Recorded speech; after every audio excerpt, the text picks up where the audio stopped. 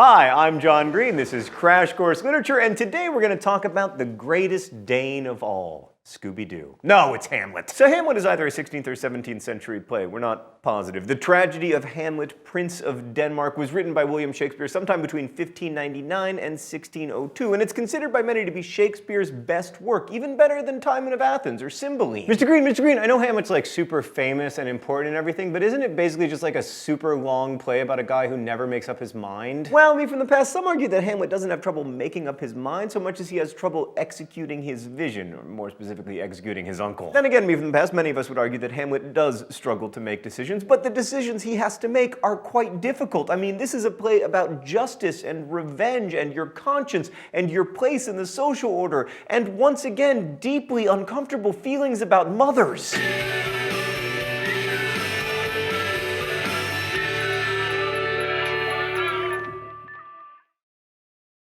So Shakespeare based Hamlet on a medieval Scandinavian tale chronicled by everyone's favorite Danish historian, Saxo Grammaticus, pictured here, depending on your worldview, as either Santa Claus or God. But Shakespeare probably knew the tale from contemporary plays rather than like actual Danish history, because up to that point it had mostly been about Vikings and pastries. Actually, that's still most of what it is. So Saxo tells the story of Prince Hamlet, a kid who sees his uncle murder his father, and then young Hamlet bides his time and pretends to be crazy in order to lull his uncle into a false sense of security, and then, as soon as he's grown up, Hamlet slaughters his uncle with his father's sword. Hamlet, by the way, 80% of the way to being Pig Latin for Hamlet. Anyway, it's interesting to know that background because it makes you think about the changes that Shakespeare made to that story, which indicates something about what's really important to Shakespeare. For instance, Hamlet isn't unable to kill his uncle because he's young, and he doesn't actually see his uncle murder his father. So basically, Shakespeare was introducing ambiguity into the story, which is kind of Shakespeare's specialty. So Hamlet is Shakespeare's most popular play. In fact, it's perhaps the only one to have been consistently performed since it debuted. It's also very long. Like when Kenneth Branagh attempted to film every line, the movie lasted more than 4 hours. Some theatrical productions have gone on as long as 6. The general consensus is that Shakespeare wrote the play so long to satisfy himself, and he knew that theater troupes would just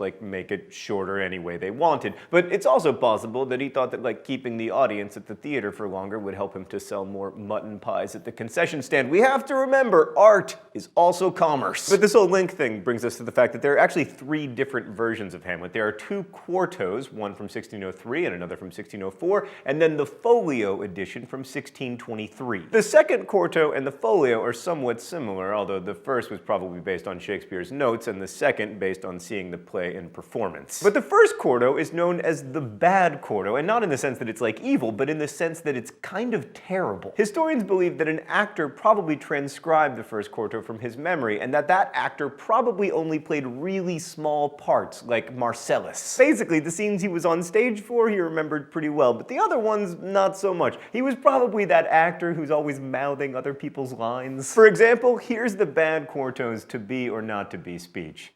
To be or not to be. That's the point. To die, to sleep. Is that all? Yeah, that's fantastic. Anyway, in all the versions, the plot is the same. Hamlet is a grad student who returns home to Elsinore when his father dies, and then his mother, Gertrude, suddenly marries his uncle, Claudius. Claudius takes over as king, even though technically Hamlet should inherit the throne. So a grieving Hamlet deals with this as any grad student would, by wearing black, listening to sad music, and making long speeches about how he wishes his flesh would melt, which, spoiler, it eventually will. But then his father's ghost appears to him and begs Hamlet to revenge his murder by that aforementioned Uncle Claudius. Hamlet isn't sure about this, so he pretends to be insane, as you do. He then hires a troupe of players to put on a show that will make Claudius reveal his guilt. Claudius is indeed overwhelmed with emotion, flees the play. Gertrude summons Hamlet to her bedchamber where they have a weirdly intimate discussion until Hamlet hears a noise and in a rare decisive moment stabs the curtain. Oh, but it's not my uncle.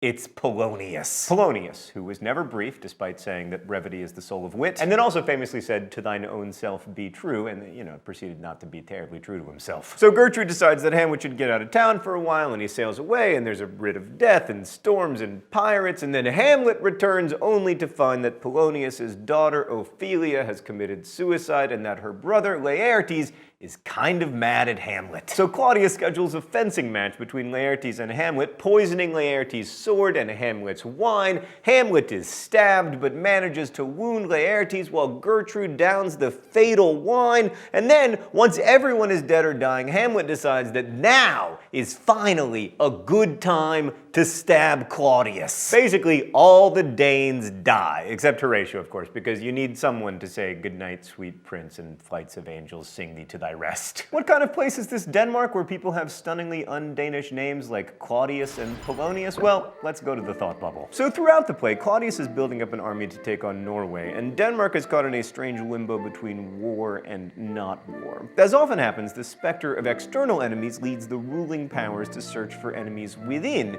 We see a lot of examples of Elsinore as a surveillance society, like Hamlet's not wrong when he tells Rosencrantz and Guildenstern, "Denmark's a prison." The characters are closely watching each other. I mean, Gertrude and Claudius are watching Hamlet, so is Polonius, though he's awfully bad at it. Hamlet's schoolmates, Rosencrantz and Guildenstern, are watching him closely as Claudius is encouraging them to spy while they throw back Danish grog and talk about girls. Ophelia's watching Hamlet too, but Hamlet isn't watching her because he's too busy staring at Claudius, trying to figure out if he really did murder his father. And of course, Hamlet also spends a lot of time watching himself and then reciting anguished soliloquies about it. Personally, in the end, I'm more struck by Hamlet's narcissism than by his indecisiveness. Anyway, all of this is probably less a criticism of Denmark, which is a perfectly nice place full of herring sandwiches and competitive handball, than it is a commentary on Elizabethan England, a place notorious for spying, and also the place where Shakespeare actually lived. There were all sorts of anti-royal, anti-Catholic conspiracies going, and Elizabeth I ran a whole network of spies to help discover them, sort of like M in James Bond, but with more tiaras. Even Christopher Marlowe, Shakespeare's rival and one of the most badass playwrights ever, was a spy. So the court of Elsinore can be read as a commentary on Shakespeare's own environment, in which being tried and beheaded for secret treason was kind of a national pastime. Thanks, Thought Bubble. So Hamlet is a play about watching and being watched, something that we're all pretty familiar with these days, but it's also a play about doubling and mirroring. This is a common Shakespearean thing, but it gets to some really core questions about being a person. Like, are people really capable of change? Can they become different people over time? And when you look in the mirror, are you seeing the person that is actually you? Are you the person that you imagine yourself to be? So there are at least two Hamlets in this play, right? There's the old dead King Hamlet, who goes around haunting the Elsinore battlements, and our hero, who is supposed to avenge that old Hamlet. But the living Hamlet is also split into two people, the one who wants to kill Claudius, and the one who's like, maybe not, maybe I should just be a grad student. And some critics argue that the Hamlet who returns home from his pirate adventure is yet another person, because he is a very different guy from the one who left. And you can even see Ophelia as a kind of extreme subversive double for Hamlet, like what Hamlet might be like if he were robbed of all of his power and agency. And then obviously when the actors perform their play The Murder of Gonzago, they're mirroring all the recent events in Elsinore, but it's not a regular mirror, right? It's kind of a funhouse mirror. But ultimately it's not just, "Oh no, my desk is moving. That must mean it's time for the open letter." An open letter to Simba. Hey there, Simba. Let's take a look at the 1990s adaptation of Hamlet that didn't star Mel Gibson, the one starring you, the Lion King. Simba, Hamlet, Mufasa, recently murdered king, Scar, Claudius, Mufasa in the sky and smoke, obviously ghost, Nala, Ophelia, the elephant graveyard, England, or maybe the actual graveyard with the last poor York whom I knew well. The point is, you must never go there, Simba.